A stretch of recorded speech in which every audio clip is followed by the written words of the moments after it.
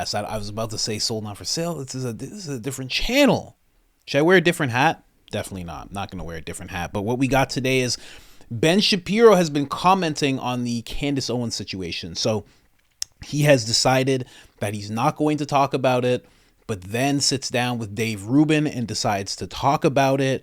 What he's saying kind of conflicts with what Jeremy, the CEO, has been saying in the recent months about Candace Owens and her opinions being able to just be her opinions. So I'm going to be showing you Ben talking with Piers Morgan, then Ben talking with Dave Rubin, then Jeremy's comments that kind of conflict with what Ben is saying now. Candace Owens has some tweets that are directed to Ben. Breaking Points has two really good points, and the Daily Wire has done the impossible. They've made me agree with Crystal Ball. You'll see that in a minute. 2 clips from them. Then the Daily Wire attempts a smear meeting in the Daily Wire. Apparently, we'll have to see Candace Owens' comments on that. Then we have Candace Owens' last words at the Daily Wire, and then we have her most recent interview where she's asked about cancel culture and being canceled, and she gives her thoughts on that. So let's get right into this whole thing. We got Ben Shapiro, Piers Morgan right here. Let's go. One of the consequences of this war has been a lot of very high passions on both sides, a lot of angry disagreements. You and your company have been at the center of a very high-profile one at the moment with Candace Owens, who's now left Daily Wire. Was she fired, or did she leave of her own volition? I'm not going to speak to this topic, Piers. At all? At all. You can't give me any insight into why she departed? No hints, no nothing. I'm not going to speak to this. Can I ask why? I mean, you can ask. No, I'm not. Can I ask why you don't want to say anything? Again, you can ask. I'm only curious because I know what a staunch defender of free speech you are, and it would surprise me if it had been someone's opinions that would make you want to part company with them, however contentious. I mean, suffice it to say, the only thing I will say is what I've said all along with regard to Candace or with regard to any of our other hosts. I am not in hiring and firing position with the Daily Wire. I'm a co-founder of the Daily Wire. I'm a co-owner of the Daily Wire. I'm not actually in management. Jeremy Boring and Caleb Robinson are in management positions with regard to Candace or anyone else. And as far as the free speech situation, what I will say is that no company has the obligation to literally pay anyone. The Daily Wire is a publisher. It is not a platform. I've never called for Candace or anyone else for that matter to be banned from YouTube, to be banned from X, to be banned from any platform. That's a different story, obviously, when it comes to any publisher. Any publisher gets to make decisions about what it wishes to purvey and not. I mean, I'm just not going to labour this, but one more point I would make is it's been reported extensively that the reason for her departure was because her comments have been perceived by people at the Daily Wire as anti-Semitic. Again, I'm not going to comment on this, Piers. Okay. A little cowardly by Ben Shapiro, in my opinion. I think as a founding member, you have the right to speak about all this. But then it just kind of seems like, in my opinion, that he's kind of playing favorites, because then he goes literally days later, maybe even 1 or 2 days later, he sits down with Dave Rubin and they talk about this situation. So let's get into that. And one thing I will say before I get into this clip, he says he has no obligation in regards to free speech.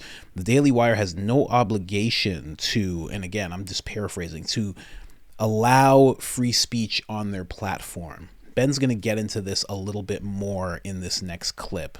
And then, let's just listen to this quick. Because I saw you this week on Piers Morgan. He asked you repeatedly about Candace. You repeatedly basically said, I won't talk about that. I'll say that here too. And that's fine. And it's interesting because we all sort of came up together to different extents, and we've all done a million things together in public events and networks and all of those things.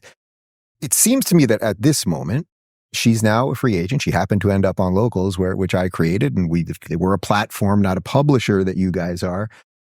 Can you at least talk to just sort of where it's at now? She's not with you. She's free. She's free to do whatever she wants to do, to be wherever she wants to be.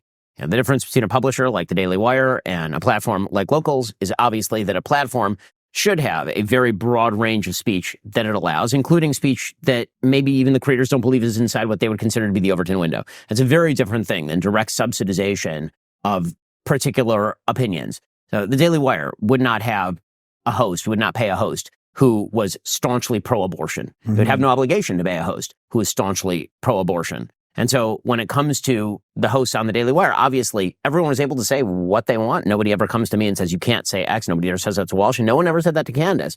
But the reality is that there is an Overton window at the Daily Wire. Obviously, there was a non-meeting of the minds. That's pretty much all I can say on this. And, you know, a lot of this has happened publicly. But you know, to the extent that the Daily Wire is in fact not a publisher, it is that is in fact not a platform, it is a publisher. That means that there is no moral obligation for the Daily, and there's no free speech problem with the Daily Wire saying we don't wish to pay a particular host, or that host saying I don't wish to work here anymore, because again, there's a parting of the ways that you know is not really open for discussion at this point. Does it surprise you that so many people, even on our side of this, are confused about that as it relates to free speech and quote unquote cancel culture? Like severing a business tie, as long as you're not throwing someone in jail, they're able to be everywhere else, is not. I'm not super surprised with the controversy, honestly, because to a certain extent, I think that there's been a reaction on the right to the excesses of the left. So because what the left did is they said that the Overton window ought to be closed so tight that no one can get inside the Overton window. Basically, if you're to the right of Hillary Clinton, you can't be allowed inside the Overton window. World, yes, exactly. and not just with regard to platforms, but with regard to publishers. So, for example, this week, NBC News deciding that Ronna McDaniel was too much for them. Ronna McDaniel can't work at NBC News. The sacred halls of NBC News must not be sullied by the former head of the RNC. Jen Psaki, however, can have a show on MSNBC despite being the press secretary for the White House 5 seconds ago. Right? The right's response to that is, I think, correct to say you guys have shut the Overton window too tight. But I think some elements of the right have basically said there is no Overton window. The Overton window should be completely exploded with regard not just to platforms, with which I kind of agree, but with regard to publishers. So NBC News not only has an obligation to hire Ronna McDaniel, NBC News has the obligation to hire Alex Jones, for example. Right, which just makes no sense at a business level beyond free speech. I mean, there's a reason that networks exist. Right, they have editorial positions. Yeah. Daily Wire has a very strong editorial position on a wide variety of issues. And by the way, I should say that there are a lot of people who are suggesting this is about disagreements over Israel. I mean, I can safely say it is not about disagreements over Israel, to the extent that, without reference to Candace at all here, Matt Walsh has taken the position that America ought not be involved in the Middle East at all. Matt Walsh's position, so far as I understand it, and I've talked to him about it, is that Israel, in a conflict between Israel and Hamas, Israel is obviously a more moral party than the genocidal terrorist group Hamas, but also it's very far away. He doesn't care, and it doesn't involve America. That's just a pure isolationist position. I disagree with it. I think it's wrong. I think that it's short-sighted. But again, he's on our platform. That is well within the range of acceptable discourse at the Daily Wire. So the notion that you have to mirror my exact perspectives on what Israel is doing in Gaza is obviously not true. Interesting. He said a bunch of very interesting things there. And it's funny just because, again, he just said a day ago, he's like, I'm not commenting on this. Apparently, him and Candace actually agreed to not comment on this publicly. Ben ended up obviously going against that for Dave Rubin. I really do think Dave Rubin is trying to position himself to get onto the Daily Wire. I think that's a play that he's trying to make. It came very apparent to me when he was on Patrick Bet-David's podcast. He was very much in defense of the Daily Wire. I'm sure there's friendly ties there and everything like that. I'm sure they're very close. But the fact that he was like, I'm no longer personal friends with Candace Owens because of this business thing that's going on between her and the Daily Wire, kind of showed so much allegiance that the only thing I could come to is, he's trying to position himself more towards the Daily Wire. And he does suit the Daily Wire very well, I might say. I'm surprised that he's already not on the Daily Wire full time, in my opinion. He's just like Michael Knowles or anybody. Knowles, sorry. So now with what Ben just said, here's a little thing. How many times have you heard about the Overton window? It's interesting. It seems like he's trying to bring up the Overton window so much, because if you don't bring up the Overton window, you are touching into cancel culture. And that's the last thing the Daily Wire wants to be seen as doing. The last thing that this, and again, people can say, I had a long conversation with a friend about this, how it's a conservative platform, it's not a freedom of speech platform. That's exactly what it was. The left was not allowing freedom of speech and discussion, and it wasn't providing, shouldn't even say the left, just mainstream media in general wasn't providing a real view of what conservatives thought. And because of that, there was no freedom of speech a lot for conservative people. So they wanted to bring freedom of speech to the conservative people. So it is a freedom of speech platform. Now, do they have to be absolutists? Absolutely not. Nobody has to be an absolutist if they don't want to. I get that completely. But bringing up all this Overton Window stuff, I feel like it's almost touching on semantics. You canceled someone from your platform because of the things that they said and the way that they were thinking. Completely your right to do so. But again, they're not allowing that to be the narrative. They're not allowing that narrative to come out of their mouth because they're so afraid of what will happen once they're known as the platform that says you can talk about whatever you want, just not this thing, not this thing, not this thing, you know? I don't know. And we're going to hear a lot about that with Breaking Points pretty soon. And then talking about a publisher versus a platform. You know, again, I think that's a lot of semantics. He's saying he has no obligation to provide anybody with free speech. If somebody was pro-abortion, they wouldn't put that person on their platform. And I get that completely. You're not obligated to pay that person. I don't know. Listen to what Jeremy has to say, and let's talk about this some more. 6 months, which has been a great way for me personally to handle it. For Caleb, who's still CEO while I'm out of the country, has really had his hands full. Listen, we employ people, give them a platform to give their opinion. We're not always going to agree with the opinions that they give. We empower them to be passionate with those opinions, and sometimes those passions are going to get turned in the wrong direction. And I think that in this particular case, you have two very articulate and passionate people in Ben and Candace, whose conflict of visions on this issue spilled out into the public square, which is going to happen from time to time. I wish it hadn't happened the way that it did, but it's going to happen from time to time. And I think it just is sort of the territory when you decide to start a media company and give people broad freedom to express opinions. Now, obviously, opinions within certain parameters. You know, if, as I said a year ago, if Candace said on the air things that Kanye West was saying a year ago, I would have to step in, or whoever was operating the company at the time would have to step in. But that's not what Candace has done. Candace has expressed opinions that I disagree with, opinions that I maybe even very passionately disagree with in some cases, but that's well within her right as an opinion host at the Daily Wire. And, you know, Ben has the right to be upset about that. Ben, you know, I think Candace is wrong when she says, you know, Ben's been acting unprofessional or whatever. He's emotional.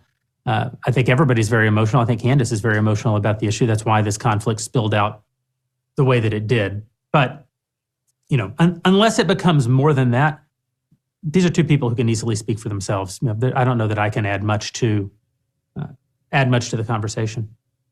I don't think Ben's been acting emotionally at all. I have to say, I listen to a show. I think all Ben's the time. been the most important. I think Ben has been the most important voice in America and perhaps in the world on this issue since 10/7. I think that agree. he has almost single-handedly kept the focus on this the way that it should be. And I think that he is the most well-reasoned, articulate voice on the subject that I'm aware of anywhere in the world. Okay. Okay. That's just like so 1984, like they need you to not believe what your eyes and your ears, like that's just, he's not emotional. Megyn Kelly, he's not emotional. I haven't seen him get emotional. He called Tucker Carlson dumb. He's a grown man. They're both professionals. It's Tucker Carlson, and he called him dumb because Tucker didn't agree with him. A little emotional. To be like he's not emotional at all doesn't even make any sense. But the key thing that he said there about Candace Owens, you know, she, within certain parameters, he brought that up. So I guess that's that Overton Window thing, right? If she was saying things out of these parameters, you know, if she said things that Kanye West said, but he also then said that that's not what she's doing and that he doesn't agree with her, but it's her right to say these things. So what happened to all of that? Because Ben Shapiro's saying, well, it's not, we don't have to allow you to do that. Where Jeremy's kind of saying, you know, even if we disagree with you, we're still going to platform you. And I know they're talking about a platform to a publisher and this and that, but all this sounds like a lot of dancing around the fact that we will cancel you if you say certain things. If you say things that we directly agree with, directly disagree with, we are going to get rid of you. And Ben Shapiro brought up Matt Walsh, and he's talking about his he's saying how, he disagrees with Matt about staying out of the conflict completely. It's very far away, has nothing to do with America. That's where I stand with it, quite honestly. I think so much more to focus on in America. But now these parameters, I already made another video about it, is Matt Walsh going to get reprimanded, let go, because now he's taking a different stand, and this is in America, and it still has to do with anti-Semitism in the Texas schools, Texas colleges, sorry. Is now that going to be out of the parameters? Where are the parameters? And who's deciding? Because it seems to me like Ben Shapiro is deciding. Because this is Jeremy. Jeremy seems very relaxed about all this. Caleb also seems very relaxed about all this and very quiet, so it is hard to tell. But Ben seemed like he was the most riled up about this. He was going back and forth with Candace. He was telling her to quit because he knows he can't tell her that he's fired. But he also, as a founder, has the ear of these two people. So he may not be in this managerial role, as he said, but he could, at the end of the day, put his fist down and say, I am a founder. I want this person gone. He could do that. And I think he did. I think that's what happened. I don't think that with the way Jeremy's talking in this clip, I don't think Candace went outside of these perimeters that he's talking about. I think Ben's perimeters and Jerry's perimeters are different sizes. And I think you could tell by the emotional intensity that Ben was bringing from October 7th to pretty much November 7th, I would say. It was like a month and a half where he was very emotional, going very hard at Candace, going very hard at anybody who Tucker Carlson, anybody who had an America First attitude, anybody who was like, we're almost out of the woods with this Ukraine thing, and now we're going to be involved with this other thing. This needs to stop. Anybody who had that attitude, he was very sharp with, very direct with. And, I won't mince my words. When it came to Tucker Carlson and Candace Owens, he attacked them. He was attacking them frequently via Twitter and via videos. So I don't know. It makes me wonder, what is cancel culture? We're going to go on to another clip here. This is Candace Owens actually commenting on what you just saw Ben Shapiro talking about. She got very upset about it, but it makes me think about, what is cancel culture? Cancel culture is when you say something.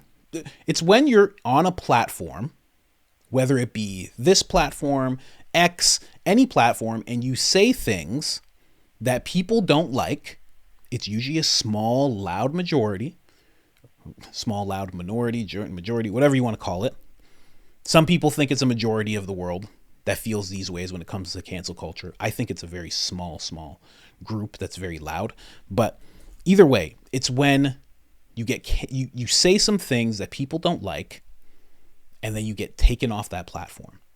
And when you're taken off that platform, it's an attempt to silence those opinions. That's what I know it to be on a very basic level. Is that not what the Daily Wire did to Candace? Didn't they look at what she had to say, Overton window, certain parameters, whatever, what have you, and decide to say, you're out of here? You canceled her. Now, did you call for YouTube to do the same thing? Did you did you go out of your way to get petitions and this and that? No. So you're nice about it. But when it came to what you could control, you made sure to cancel her. That's all I'm saying. Now, Candace Owens went on to say, when she heard Ben say this little clip that I played for you when he was with Dave Rubin, Ben, we agreed not to talk about this, but you were very much going on a public tour right now, pretending not to talk about it while you were very much talking about it. Do you want me to do the same? And I really do. I really want to hear the reason. This is like when Tucker Carlson got fired, and I'm like, what happened? Like, tell me what happened, please. Now, we're going to hear a little bit from Breaking Points because they touch on this whole topic as well. And then we're going to hear something that I put the blame squarely on the Daily Wire. Okay. And I don't know if I can ever forgive Ben for this, But after this clip that I'm about to show you, there's a clip of Crystal Ball talking, and I agree with her. That is your fault, Daily Wire. I did not sign up for that, okay? I don't know why you guys did that to me, but let's go. So the defense that he just gave there is the exact defense of Facebook, Twitter, and Google, Crystal, every single time that they take somebody down. We are not a platform, or we are a publisher, and publishers get to make editorial decisions. And yet, when it was flipped around, that we commonly understand that that is a form of censorship. It is obviously a term which is difficult to update to our modern laws, but we can at least understand that there are speech within Overton Window, of which Shapiro has long advocated include him, but now is saying it can't and shan't include others. It seems that with Candace, the other thing that's hypocritical too, when he was talking about abortion, is they hired her with full knowledge of who she was, how she is, and of her MO, her willingness to say and whatever they want, and they were happy with it for everything except whenever it came towards Israel. That's right. That's the other thing too, is I believe Jeremy Boring, who is the CEO of the organization, the Daily Wire, had said, for example, he would never hire anybody who said that, quote, there was a genocide that was happening in Gaza. So it's like you have two lines at the Wire. You have abortion. That one's understandable to me, given the history of the organization. But now it's Israel. And it's like, hold on a sec. I thought this was an organization that covered American politics and was talking about American free speech, but here is just a little bit too much for Mr. Shapiro. Well, I love how suddenly we're getting very nuanced. We're getting very parsy about this whole free speech conversation.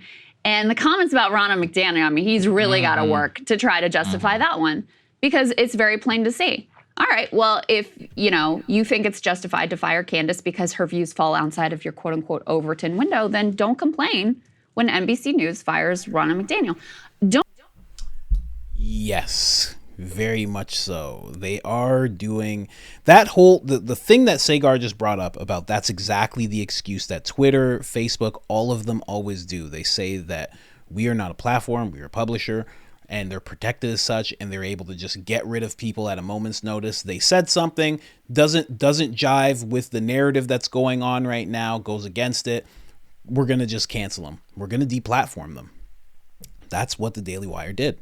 They did the exact same thing that they, in their beginnings, would look at big tech and say, you can't be doing this. And that was part of what they ran forming their platform on. It was the whole wanting to give conservatives a voice and give conservatives things that they can actually relate to and listen to and watch. But also it was, let's go against big tech. Like, come over here to us. Let's be independent. And let's give the middle finger to these big tech people who think they can just deplatform us because we're conservatives. But now they end up doing the same thing, which is, I'm not going to say it's understandable, but it definitely happens. You get to a certain size and you definitely just decide, yeah, you know what? You're done. You're done, buddy. That's it. Like, you get to a certain size and you just start acting like those huge companies. Unavoidable. I'm sure when Walmart first started, it was just like, hey, we're just in the neighborhood, Arkansas. We're just here. It's fine. And then all of a sudden it blew up to what it is. And they're like, we're going to fire 5,000 people. We're just going to fire 5,000 people. Let's just close that store down. I don't care what it does to the community. You just become those people eventually. And it seems like that's what's happening to them, which is very sad. I hope they learn from this and stop doing this type of thing. I really do. Okay, let's get into what Crystal Ball actually had to say in regards to the Daily Wire. You were saying about they knew who Candace was. They were fine. And this question also over whether it was, she was fired for genuinely anti-Semitic comments, which I think some of her comments you can say fall in the category of genuinely anti-Semitic, in my personal opinion, or whether it was over her position with regards to Israel. And I think it's very clear because prior to getting hired by the Daily Wire, she had said that thing about if Hitler just wanted to make Germany great and have things run well, okay, fine. That was no problem for the Daily Wire. She had defended Kanye, even as he's out there literally saying, I love Hitler. That was fine. No problem. But the minute that she has a critique of Israel and is willing to say, we are watching a genocide unfold, No. That's the line. And there were a couple other things that were really interesting as well. Because Sagar, he said that thing, oh, we didn't tell anybody. They can't, never told Candace she can't say anything. Yeah, well, most of these news organizations, MSNBC, CNN, Fox News, they're not overtly telling their staff, you can't say this about Trump or you must say this about Trump. But everybody knows what that quote unquote Overton window is. Candace knew where the Overton window was. She just wasn't willing to abide by those rules and strictures. And so just like at CNN with Mark Lamont Hill or at MSNBC with Mehdi Hassan, when they went outside of where they knew the lines were, they're gone. So you're just like them. That's the bottom line. You're just like them. Don't pretend like you're not. I have to agree. I never agree with Crystal Ball. Never. But yeah, I definitely agree with that. They are just like them. Because the thing is, and you know, she left off the list Tucker Carlson. It's the same thing. Like, what happened to Tucker? He got fired. But what really happened to Tucker? He got canceled. He was a host on Fox. They got rid of him. They were hoping that if we take you off of this pedestal that you're on, this platform that you're on, or this publisher, whatever, if we throw you out the Overton window, smash you straight through it, hopefully you will fall and not be able to rise up again. That's a cancellation. Like, what is the difference between that and a cancellation? What have people been canceled for? Joe Rogan was just interviewing doctors, and there was a cancellation attempt. That's it. That's all he was doing. And he was in that whole thing throughout the pandemic, it was doctors from both sides. He had Peter Hotez? He had Peter Hotez on. He had a bunch of people on. But there's still a cancellation attempt. Tucker Carlson, same thing. And I've done many videos on what I think happened to Tucker Carlson. He was taking swipes at Big Pharma. He was taking swipes at voting. Like he was taking swipes at some pretty big industries that are owned by pretty big people, mainly BlackRock and things like that. But this was a cancellation. They canceled her. And honestly, if that's what they want to do, it's fine. Because I don't get mad when Twitter does that to somebody, or when YouTube does that to somebody, or when Facebook does that to somebody. I don't get mad, but I definitely don't go along with it. I think to myself, I hope that person bounces back. I hope they just keep creating content. I hope that they start a website. I hope that they start a subscription. But when I see it happen, I'm like, well, what did they say? Oh, that's what they said. Okay. Well, it's terrible. I don't condone it by any means. And I had a long conversation with a friend of mine where he was asking me, he's like, what would you do if I came on your platform? And I was saying whatever. And I was like, I'd be fine with it. He's like, what do you, he was asking if I was like in Ben Shapiro, Jeremy's position, and he was like a voice on this network that I'm trying to build out. I'd be like, well, we're trying, and this is just me. I'm a stand-up guy. I'm like, if we're trying to build something together, we're building something together. I'm going to stand by you and what you're saying. I'm going to disagree with it. We're going to debate. I'm going to say you're wrong. We might get heated, but we're going to walk away and we're going to come back and we're going to do shows together and you're going to do your own segment. I'm not going to get rid of you. And then I brought up the fact, I'm like, if you're a guest, I would do the same thing. I'd let you talk. I would debate you. I would say you're wrong. Maybe even after you're gone, I might do a piece on more of why I think you're wrong, but I wouldn't stop you from saying the things that I want you to say. There have been multiple times on my main channel where people are like, you're deleting my comments. I'm like, I'm not deleting any comments. I don't care about your comments. Just say whatever you want to say.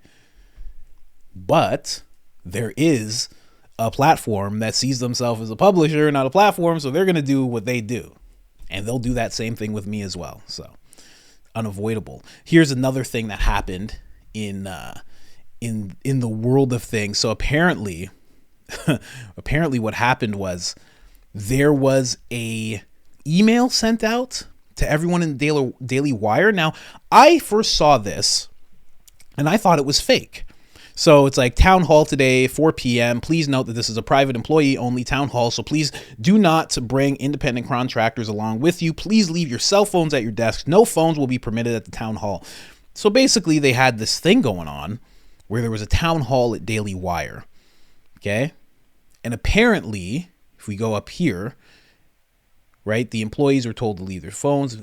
And let me just go right here. If you read right here, at the town hall, the Daily Wire leadership attempted to smear Owens as an anti-Semite in front of their employees to justify her firing. Now, when I saw this, I was like, this is fake. Because, stuff like this pops up on Twitter all the time just to feed the fire of whatever story's going on. But then all of a sudden, Candace Owens actually commented on this. She was like, I was unaware of this. I would think that if anybody would know whether or not this was fake, it would be her, just because she worked with the company for so long. But she's kind of embracing it as though it might be real. She says, I was not aware of this. Maybe me and Joe Rogan should get together and talk about it while pretending we're not talking about it. It's very interesting she brings up Joe Rogan. Is this something that was about to happen? Is that why she's bringing that up? Is she bringing it up like, hey guys, I'm about to be on Joe Rogan. Don't play around with me. I'm about to be on the largest podcast in the world. Or is this just her trying to reach out to Joe Rogan? I think it might be a reach out because I think right now Candace does need something like this. The last time she and Joe Rogan were together on a podcast, his podcast, it didn't get heated, but she is very argumentative. And Joe, in his later years, he's almost 60. He likes to keep things rather relaxed. So I don't know if he's going to bring that energy of Candace on. Maybe he does, and he just doesn't get into any kind of arguments with her, and they just kind of talk. Joe has changed a lot since Candace was on the podcast. He has really come around to a lot of the things that she's talked about throughout time. Whereas before, he did seem very leftist, I will say. I'll just call it that. Not completely. He was like center, but 2 steps to the left. And then it became 1 step to the left. And then it became center. And then it's like every week it's like a little bit more over to the right. I think he's center 2.5 steps to the right. That's what I think. So I don't know what's going on there. Hopefully she's on Joe Rogan. I think it'd be amazing. This is the last words that she said while she was on the Daily Wire. I will be out to Israel and I will be out to Gaza and I will be able to report to you guys what it is that I actually see. But I also want to say this because it's so important. I am team God, okay? I'm team God. I do not fear the media. I do not fear journalists. I do not fear AIPAC. I don't fear Big Pharma. What I actually fear is God. I think that one day we are all going to have to account for the things that we have done and the things that we have said, and I want to make sure that I am not a person that is parroting lies. The fear of losing your job, encouraging some people to spit out lies, I don't think that works in the end, right? I think you got to check your priorities. And so with that said, I want to thank everybody who has been on this journey with me, people that have supported me. I especially want to thank all of the Jewish people that have been in the comments saying how outraged they are. And I know that it is especially difficult for you guys right now because you are being smeared, I mean, I'm not going to go away. I'm going to use my God-given voice to talk about the things that are important for me. I'm just asking to be left alone. So this to me seems like she knew what was happening at the Daily Wire. They already had a conversation. It's not like Tucker Carlson, where Tucker Carlson's like, we'll be back next week and, another episode's coming out. Tucker Carlson was pulled right before he was about to sit down and record an episode. It doesn't seem like Candace Owens had that going on. It seems like she was very much aware of what was going on. Here's the thing, though. As she talks about people spitting out lies, being told to say things that they know are lies, we already know that's what happens in the mainstream media. But we also know Candace is not a part of the mainstream media.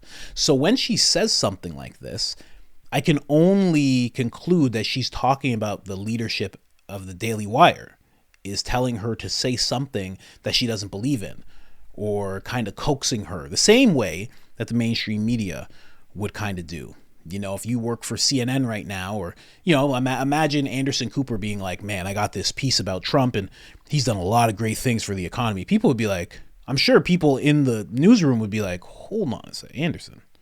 First of all, that's not your script. We have your script here. What are you trying to do right now? Oh, I just want to say this stuff about Trump. They may not stop him, but they may look at him and be like, Anderson, this is not going to be good. Like, let's just do this piece about how great immigration is, and let's just leave it at that, okay?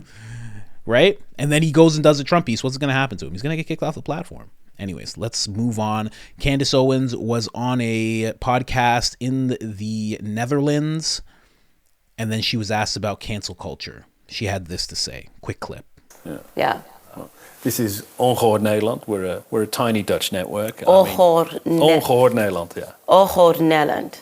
Yeah, unheard Holland, really. Yes. You know, the unheard voices of many people, and like you in many ways, our network is getting cancelled too. You know, you're someone of an expert in dealing with getting cancelled.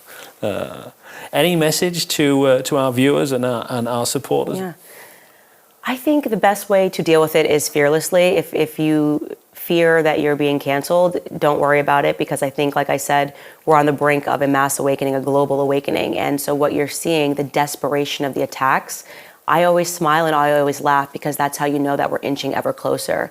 They are worried. They've lost control of the narrative, which is why they've become so extreme in their demands for censorship. The underground movement isn't so underground anymore. Where the underground movement has become quite mainstream, and it's great. The more they cancel people, they go from far right and they come inward and inward and inward, and suddenly they're canceling the moderates. Know that we're close. That's what I would say to people. Right. So Ongehoord Nederland should just keep going. Just keep going, like you don't even care. Don't even pay attention to the smears, the libels. They don't work. We're winning. All right. Well, great. Candace Owens, thank you very much. So that was her most recent interview. Again, it's in the Netherlands. It's not the biggest publication, but I guess she was just down there and she decided to do this. Now, what this reminds me of, what she's doing right now, this is very much what Tucker did. Tucker got, fired from Fox, and then he started exploring the world. Then he started going and talking to he started doing different interviews, different podcasts, and then all of a sudden he was talking to world leaders elsewhere. I would love to see her get with Tucker Carlson, because I think that, she's said that she wants to go to Gaza. She says she wants to go to Israel. She says she wants to see what's going on there. I would love to see that. I know Tucker Carlson right now has been working on something called Tucker Carlson Originals, where he does documentaries, something that's powered by Tucker and his network, where Candace Owens is the person on location exploring these things. Would be incredible if they did something that was Israel, Gaza, but kind of the same way she did that documentary about BLM. I think that would be incredible to see. I would love to see that. So who knows what we'll see next. But I will say that I hope she starts posting frequently soon. You don't want to take too much time off, especially when the last thing that happened was you getting fired. But let me know what you think in the comment section about Candace Owens, about Ben Shapiro, about the things you've heard Ben say, Jeremy say, the tweets, the drama, the whole thing. Let me know what you guys think in the comments. Like, subscribe, share. We're trying to get to 1,000 subscribers. I'm trying to get to 1,000 all over again. Other than that, I'm out.